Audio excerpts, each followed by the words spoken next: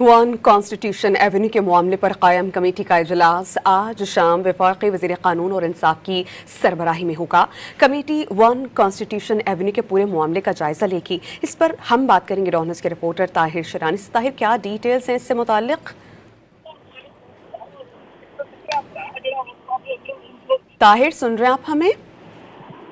हम ताहिर से राब्ता बहाल करते हैं और इस अहम खबर की डिटेल्स हम उनसे लेंगे। कमेटी ने 8 मई तक जामे रिपोर्ट वज़ीर आज़म को पेश करनी है और इस हवाले से ये कहा जा रहा है कि कोई भी मुतासरा शख्स अपनी मारूज़ात कमेटी को पेश कर सकता है। इस्लामाबाद हाई कोर्ट ने वन कॉन्स्टिट्यूशन एवेन्यू केस का तहरीरी फैसला जारी कर दिया।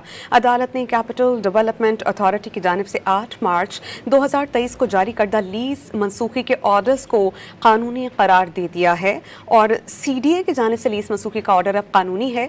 और chief justice Islamabad high court ने तहरीरी फैसला जारी कर दिया है। निजी कंपनी की दायर एग्जीक्यूशन पिटिशन भी अदालत की जानिब से खारिज कर दी गई है। इन्वेस्टर्स अपने हुकूक के लिए मुताल्लिका फोरम से रुजू कर सकते हैं। ताज़ा तरीन खबर जिससे मुताल्लिक हम आपको अपडेट कर रहे हैं। वाज़ेह रहे कि CDA की जानिब से 8 मार्च 2023 को जारी करदा लीज मनसूखी के ऑर्डर्स को कानूनी करार दे दिया गया है। BNP लिमिटेड की जानिब से दायर करदा एग्जीक्यूशन पिटिशन अदालत ने खारिज की है। अदालत ने इन्वेस्टर्स की दरख्वास्तें भी निपटा दी हैं।